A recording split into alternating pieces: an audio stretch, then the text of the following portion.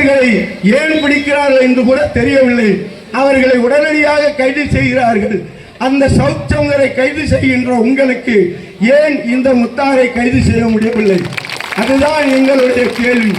அந்த முத்தாரை கைது செய்து ஒரு எஃப்ஐஆர் போட்டிருக்கிறோம். இதை போட்டுவிட்டால் நாங்கள் எங்களை பொறுத்தவரையிலும் எங்கள் சமூகத்தை குறை சொன்னார்கள், இந்த காமராஜரை குறை சொன்னார்கள் என்று ஒரு ஆத்ம திருப்தியாக இருந்தோம்.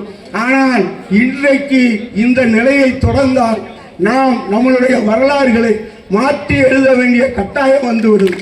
அதைத்தான் இந்த சமூகத்திற்கு சொல்லுகிறோம்.